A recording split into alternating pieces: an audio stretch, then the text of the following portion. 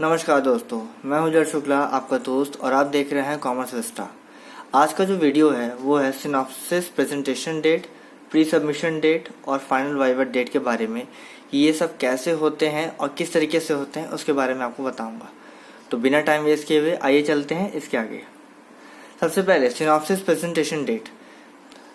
Synopsis की बारी तब आती है जब आप कोर्स वर्क एग्जाम पास कर लेते हैं और उसके बाद DRC यानी डिपार्टमेंटल रिसर्च कमेटी एक मीटिंग बुलाती है, और उस मीटिंग में जितने भी डिपार्टमेंटल वाइज, जैसे अगर आप कॉमर्स डिपार्टमेंट के हैं तो कॉमर्स डिपार्टमेंट मीटिंग बुलाएगा, आर्ट्स के हैं तो आर्ट्स बुलाएगा, ऐसे जो भी फील्ड है जिससे आप बिलोंग करते हैं, जिसका आपने कोर्स वर्क एग्जाम पास किया है, तो वो फैकल्टी या डिपार्टमेंट मीटिंग बुलाएगा। और उस मीटिंग में जितने भी टीचर्स अवेलेबल हैं और जितनी सीट्स हैं उनके अंडर में, उसके अकॉर्डिंग स्टूडेंट्स का अलॉटमेंट होता है, मतलब बंटवारा होता है कि किसके अंदर कितनी सीट्स खाली हैं, वो अलॉटमेंट किया जाता है।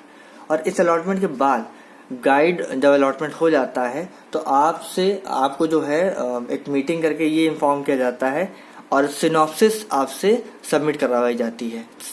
5 या 6 कॉपी बनती हैं सिनॉप्सिस की, और फिर उसके अकॉर्डिंग आपको एक सिनॉप्सिस प्रेजेंटेशन डेट दी जाती है, जिसमें सारे DRC मेंबर्स बैठते हैं और आपसे PPT स्लाइड यानी पावर पॉइंट स्लाइड की मदद से आपको अपनी सिनॉप्सिस प्रेजेंट करनी होती है। तो सिनॉप्सिस जो PPT का जो बाय डिफ़ॉल्ट साइज है वो है 10 से 15 पावर पॉइंट स्लाइड्स का। इनकी हेल्प से आपको करना होता है। और जब आपकी सिनॉप्सिस प्रेजेंटेशन फाइनल हो जाती है तो जो HOD हैं डिपार्टमेंट के और डीन HOD को दोनों सेम है तो कोई बात नहीं, अगर दोनों अलग अलग हैं तो बेसिकली HOD जो है आपकी सिनॉप्सिस को अप्रूव करता है और उस पर सारे DRC मेंबर्स साइन करते हैं। ठीक है। अगला, pre submission presentation date. Pre submission presentation date तब मिलती है जब आपकी थीसिस वर्क कंप्लीट होने के बाद, जब उर्कुंड सॉफ्टवेयर यानी जो एंटी प्लेगरिज्म सॉफ्टवेयर है, जिसमें ये चेक किया जाता है कि आपकी थीसिस कितनी ओरिजिनल है और कितनी उसमें आपने दूसरे कंटेंट लिया है बिना रेफरेंस दिए, उसको जब चेक कर लेता है तो आपको एक PSP डेट दी जाती है, जो कि PSP एप्लीकेशन फॉर्म पर भरने के बाद दी जाती है। ठीक है। और इसमें दूसरी चीज़ ये है कि PSP एप्लीकेशन जो है वो जनरली आपने जिस दिन अपनी थीसिस सबमिट की होती है उर्कुंड की रिपोर्ट के साथ, जो कि 10% से ज़्यादा की नहीं होनी चाहिए, वो जनरली 1 हफ्ते के अंदर आपको दे दी जाती है। उसमें PSP आपकी करा ली जाती है। यहाँ भी पावर पॉइंट प्रेजेंटेशन का यूज़ किया जाता है, जिसके थ्रू आपको अपनी प्री सबमिशन प्रेजेंटेशन देनी होती है और फिर उसी में आपकी जो फाइनल सबमिशन का जो फिक्सेशन है वो किया जाता है। ठीक। अब ये देखते हैं कि PSP एप्लीकेशन फॉर्म पे क्या क्या डिटेल भरी जाती है, आइए उसको देखते हैं। सबसे पहले नेम ऑफ रिसर्च स्कॉलर, फिर डेट ऑफ एप्लीकेशन, फिर क्रेट ईयर या बैच ईयर। मतलब अगर आप जैसे मान लेते हैं, अगर आप इस साल आपने क्रेट क्वालिफाई किया है और कोर्स वर्क एग्जाम पास किया है तो आपका जो क्रेट ईयर होगा वो होगा 22-23 का। अगर आपने प्रीवियस अगर इस साल अगर आपने एडमिशन लिया है तो आपका क्रेट ईयर होगा 2023-24। ठीक है। फिर एनरोलमेंट नंबर आपको भरना होगा, जो कि आपको यूनिवर्सिटी अलॉट करेगी।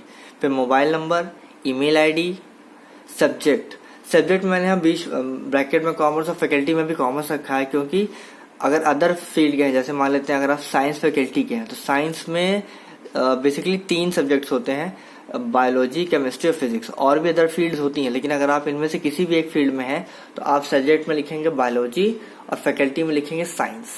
ठीक। अगला, नेम ऑफ सुपरवाइजर, फिर टाइटल ऑफ थीसिस, फिर साइन ऑफ सुपरवाइजर और लास्ट में है साइन ऑफ स्टूडेंट। तो ये डिटेल्स आपकी PSP फॉर्म पे भरी जाती हैं। अगला, फाइनल वाइवा डेट की बात करते हैं। तो फाइनल वाइवा डेट में मेन है कि जब थीसिस आपके इवैल्यूएशन, मतलब जब आप फाइनल थीसिस बनवाते हैं, 6 कॉपी ऑफ थीसिस और 6 कॉपी ऑफ समरी, तो वो जब बाहर जाती है, जैसा मैंने आपको प्रीवियस वीडियो में बताया था कि जो 6 कॉपी हार्ड कॉपी बनती है थीसिस और समरी की, वो बाहर जाती है चेक होने के लिए। उसमें एक अदर स्टेट जाती है और एक होम स्टेट में रहती है। वहाँ से जब इवैल्यूएशन यानी मूल्यांकित होकर के वापस आती है रिपोर्ट के साथ, तो उस इवैल्यूएशन के बाद आपका जो रिसर्च गाइड है वो यूनिवर्सिटी के VC को 5 एक्सटर्नल वाइवा जो लेने आते हैं, 5 एक्सटर्नल्स की एक लिस्ट हैंड ओवर करते हैं और उन 5 में से वीसी जो है जिनको सही समझते हैं, मतलब मेन चीज़ है कि इन पांचों से बात की जाती है और इनका टाइम लिया जाता है कि सर हम इस दिन फाइनल वाइवा रख रहे हैं, क्या आप सर या मैम जो भी हो आप आ सकते हैं। अगर वो कह देते हैं हाँ, तो उस दिन की डेट के हिसाब से उस पर्टिकुलर एक्सटर्नल को टिक कर दिया जाता है और फिर उन्हें एक लेटर भेजा जाता है कि आप इस दिन आइए और फाइनल वाइवा कंडक्ट कराइए। ठीक, तो फाइनल वाइवा में भी पीपीटी यानी पावर पॉइंट प्रेजेंटेशन का इस्तेमाल किया जाता है, जिसमें अगेन 10 से 15 स्लाइड्स बनती हैं और आपको अपना प्रेजेंटेशन डिलीवर करना होता है। और सबसे बड़ी चीज़ कि जो 5 लोगों की जो लिस्ट दी जाती है गाइड के थ्रू, उसको वाइस चांसलर ही कंफर्म करते हैं और फिर उनके साइन के थ्रू उस एक्सटर्नल को जिसको सेलेक्ट किया गया है फाइनल वाइवा के लिए, उसको एक वो जाता है, लेटर जाता है इन्फॉर्म करने के लिए कि आपका इस दिन यहाँ पे फाइनल वाइवा लगाया गया है। ठीक है, तो आई होप आपको ये वीडियो अच्छी लगी होगी। अच्छी लगे तो उसको लाइक और सब्सक्राइब कर देना चैनल को, और हाँ प्लीज़ इसको शेयर कर देना ताकि ज़्यादा से ज़्यादा लोगों तक मेरी हेल्प पहुँच सके। Thank you so much.